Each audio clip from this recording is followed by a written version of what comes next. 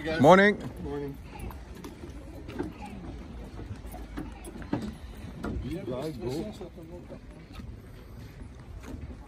On our way to Tapio, and we're going to interview him. And he has a very interesting team. And every time when you want to meet him, they will send you an email and will make it work wonderfully. So that's quite interesting, right?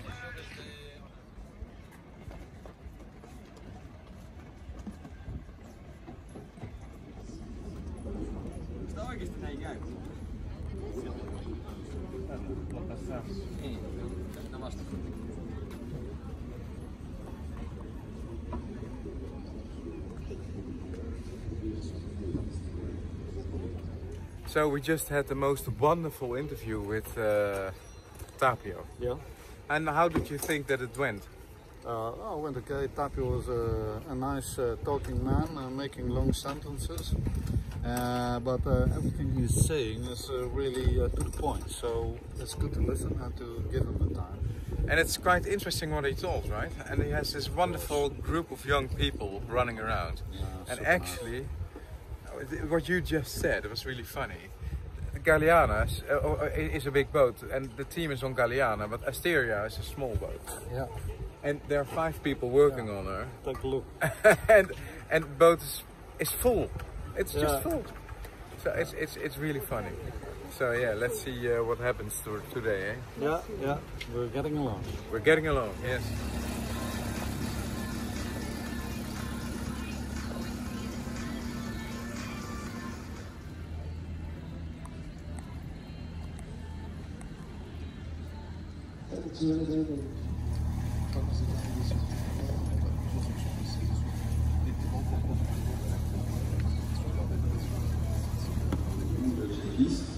Mais les skippers, pour la vaste majorité, ont rempli la demande, ils sont tous prêts à partir quasiment, les 3 écoles.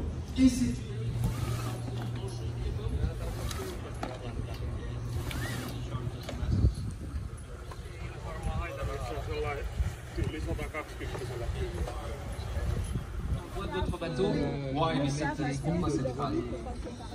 Well, this race is all about survival and arrival. My father, that was his phrase.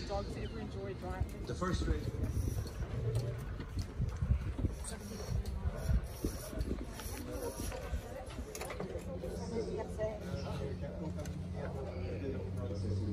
Wow, very sweet. Thank you.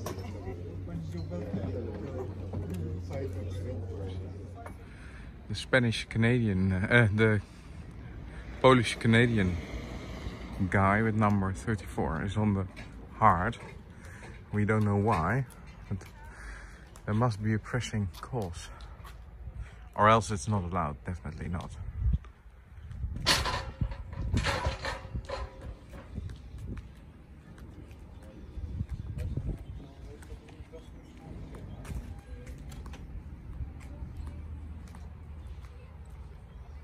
Can we see something happening here? Looks like there's something happening. So I had just the chance to talk with Edward for a minute. He's back in the water, and we saw him on the river when we came back to the village here. And actually he had some trouble with his rudder bushings, and by chance they found this cotter pin, which was really not up to the task. It broke in his hand. So it's really cool that they were so thorough to check and double check. And they found these very badly chosen cutter pins. So yeah, this is all part of the preparation, and so that's the reason why he was on the hard today. And yeah, all's good now, and let's hope that when he's sailing around the world, that his rudder and his bushings won't cause any harm to the boat or to himself. Spare Aries leg and spare thing is compatible. Which it should be. Yeah, they're definitely compatible. It's just, you know, they pick out. Mark, what are you trying right now? I'm trying to spare the. I've got 2 legs for the Aries wind vane, and I've got 2 couplings, and I want to make sure that one coupling is compatible with the other, so I don't have to actually change it over. I can just change the leg, but I'm not sure that they are, and I'm just fiddling with it. I'll just try the other one first. That's. So I'll put that here.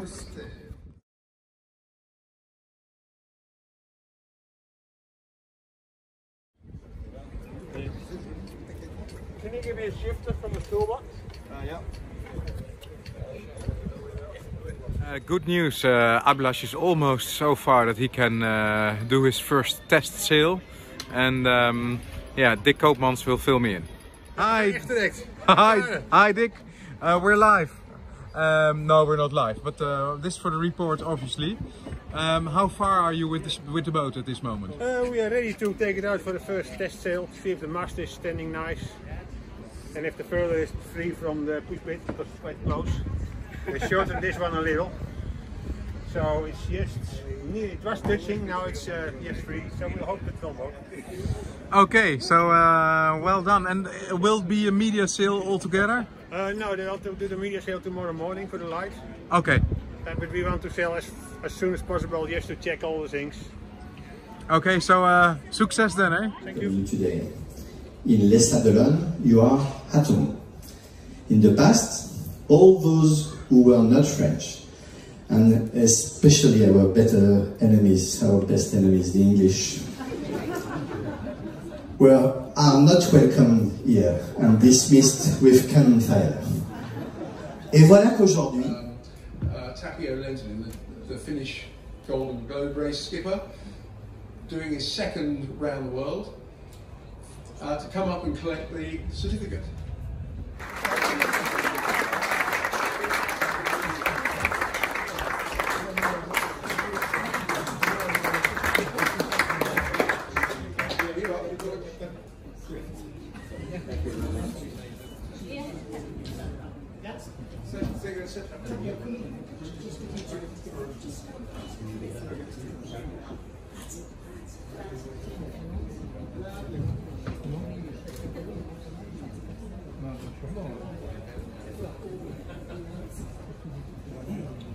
Thank you. Come up and collect your award and the trophy. So, Don McIntyre, McIntyre Adventures, has sponsored the trophy.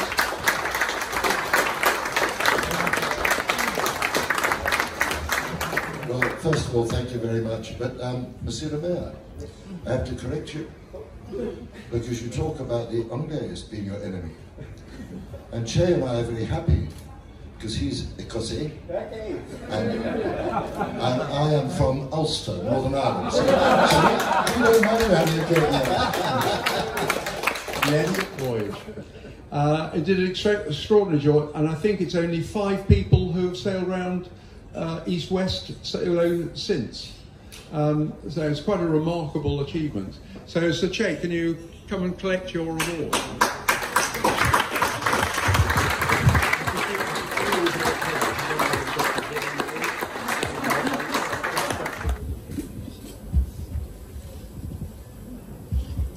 Mr. Mayor, Mr. Manton, Don, Sir Robin, distinguished guests, Che Blythe. That was a joke. Barry's asked me to say a few words. It's very difficult for me to stand up here and say anything about Cape Horn when all you guys are here and such legends in this room. I have a great affinity with Cape Horn, actually, Mayor. Not only did I go around 4 times, but I sponsored, well, not personally, but I organised a sponsorship for Naomi James to go around the world, and I loaned her one of my yachts. I hadn't got many at that time, I'd only got 3. And so she went around the world with one of our boats. And equally, so did Dee Caffery. I organised a sponsorship for her, and I suggested to her that she should go around the world against the prevailing winds and currents, which she did. And again, she was in one of our yachts. So I have a great affinity. And of course, all of the challenge guys who've been around the world in the challenge boats, they're all there. Thank you very much, Jan. You were there. You were there. They've all been around Cape Horn. As to me going, I had no sailing experience at all, none whatsoever. But it did seem to me it couldn't be that difficult to sail. You put the white stuff up and you go forward. So I thought we should go. And I borrowed a friend of mine's yacht and away I went. And I couldn't navigate either, but I had a good plan for navigation. I was going to have Madeira as a rendezvous, and if I couldn't find Madeira, then I'd turn around and start looking for Britain. That was a good plan, I thought. Very good plan. But when I got down the roaring 40s, of course, the yacht was totally unsuitable for down in these conditions. So I had to abandon the voyage. And Robin had just completed one way, and I thought, well, what the hell, why don't you go the other way? I had no idea the difference between going to windward and going with the prevailing winds and currents. And I think it's testimony itself to see that only 5 people have done that journey. And the person who followed me, Mike Golding, it was 24 years after I'd done it that he then went round. And of course, Mike loves to brag about how fast he did it against my time. But of course, in my day, there was no self-steering, there was no self-steering winches, no funnelling gear, nothing like that. You had to change all the sails and stuff like that. But it was great fun, and I think all you guys going this time will have a fabulous fun. Bloody hell, Cape Horn again, eh? Such fun, such fun. I wish you all the best of luck. Thank you very much.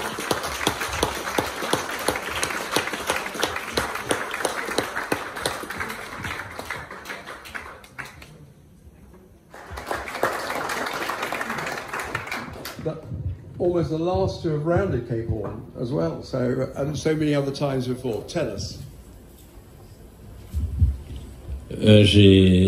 Bonjour, merci. C'est toujours un honneur d'être reconnu comme ça. Oui, j'ai eu l'occasion de passer le Cap Horn un certain nombre de fois. Je l'ai passé 6 fois dans mes courses normales.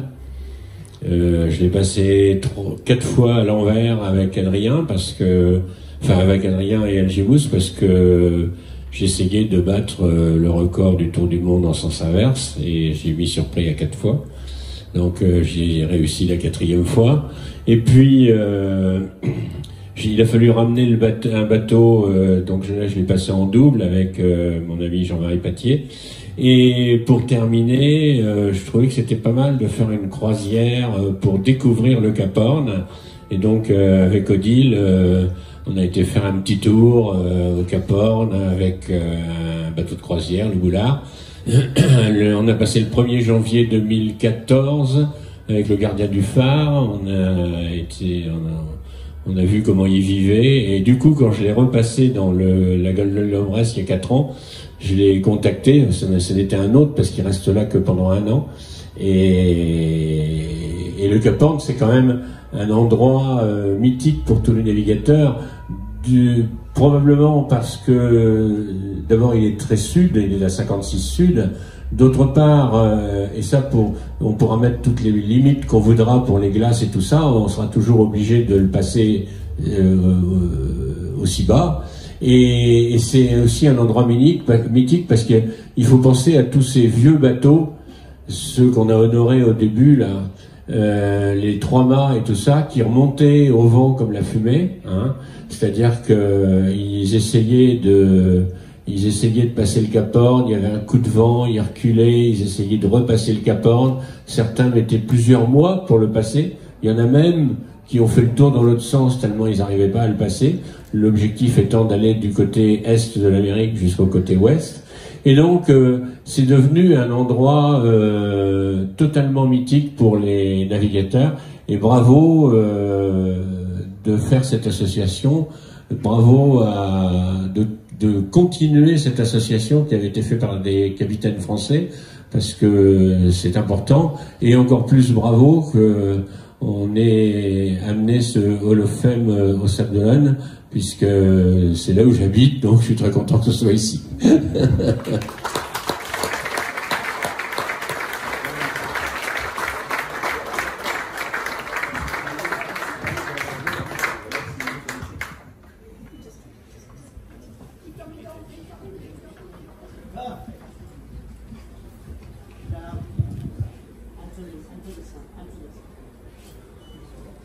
As you can imagine, there are many sailors who deserve to be included in the Cape Horn Hall of Fame. The emphasis with these first names has been to salute the historic pioneers. Moving forward, the International Association of Cape Horners has appointed an independent panel of experts chaired by Sir Robin Knox-Johnson, with Jean-Luc Vendee as his vice chairman, to nominate candidates to be voted on each year by members of our association. It is planned that 6 names will be added each year to the Roll of Honour. Thank you to Sir Robin and Jean-Luc for taking on this challenge, and thank you Yannick Moreau for making Les Arbres de l'Homme the home of the IACH Cape Horn Hall of Fame.